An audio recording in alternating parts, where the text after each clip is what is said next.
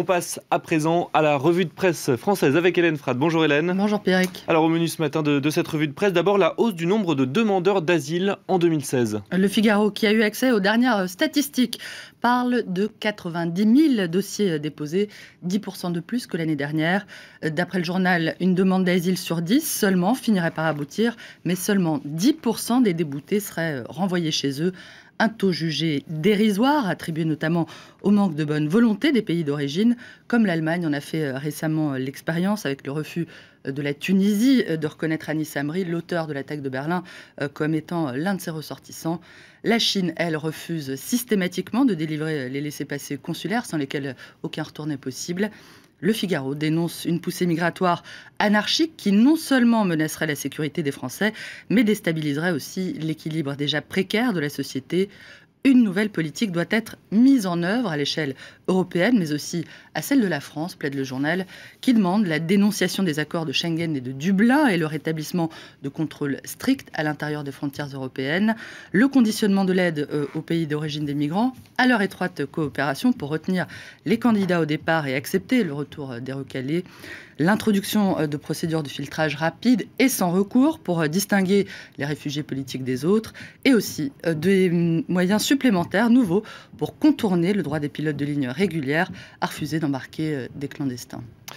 Et pourtant, les Français n'ont jamais été aussi nombreux à proposer d'accueillir les réfugiés. C'est en tout cas ce que nous rapporte ce matin le journal Le Parisien. Le journal évoque une démarche généreuse mais complexe que l'État chercherait à simplifier et à amplifier, notamment via le lancement d'un projet d'hébergement citoyen pour soutenir l'accueil de 1300 réfugiés dans des familles bénévoles.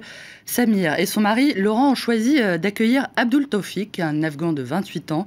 Une décision mûrie à la lumière de l'histoire personnelle de Samir, un psychiatre d'origine algérienne qui dit avoir dû patienter 15 ans avant d'obtenir la nationalité française. Lors de notre rencontre avec Abdul Taufik, raconte-t-il, je lui ai demandé si ça le dérangeait de vivre chez des homosexuels. Il m'a répondu: vous croyez qu'il n'y en a pas en Afghanistan? Sa femme, elle, a trouvé refuge à Téhéran et elle n'a revu son mari qu'une seule fois en 6 ans. Il est aussi beaucoup question ce matin du drame d'une caissière du supermarché Auchan. Une jeune femme qui a fait une fausse couche, peut-être liée à ses mauvaises conditions de travail. Fadila, 23 ans, raconte ce matin dans Libération avoir alerté sa hiérarchie de sa grossesse difficile, des nausées et des maux de ventre qui la tiraillaient. Le jour du drame, elle dit avoir prévenu ses responsables, avoir demandé à plusieurs reprises la permission d'aller aux toilettes sans que personne ne l'y autorise. Quand la jeune femme se lève en fin d'après-midi, son siège est couvert de sang. Les pompiers arrivent trop tard, alors que le magasin qui l'emploie avait déjà été épinglé, notamment lorsqu'une responsable de caisse avait été licenciée pour une erreur de 85 centimes.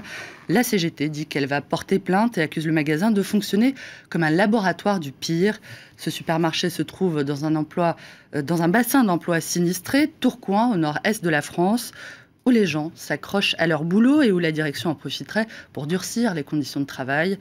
Quand un collègue est absent, il n'est pas remplacé et la hiérarchie reporte la charge de travail sur ceux qui restent, organisant ainsi la concurrence entre les salariés, s'indigne un syndicaliste. Le journal Libération ce matin évoque la résonance très politique de cette affaire. Celle-ci éclairerait d'un jour cru l'antienne conservatrice qui fait du Code du travail le bouc émissaire des difficultés françaises, selon Libé.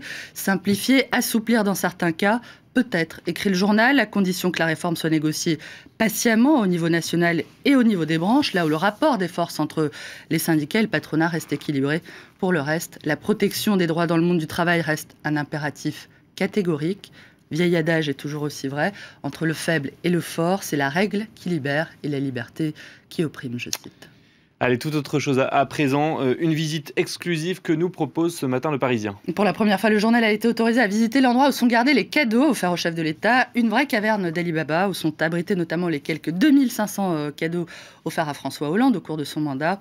Dans la réserve Alma, au bord de la Seine, on recèle beaucoup de trésors, un sabre en or serti de diamants et de bois rares offert par l'Arabie Saoudite, un trône en peau zèbre venu d'Afrique du Sud. Du meilleur goût. Ou encore la fameuse chapka kazakh qui a tant fait parler d'elle. Mais la seule chose que François Hollande devrait emporter lors de son départ de l'Élysée, ça n'est pas un objet, mais un animal, la petite chienne Philae, une chienne labrador qui lui a été offerte par la Fédération des anciens combattants de Montréal.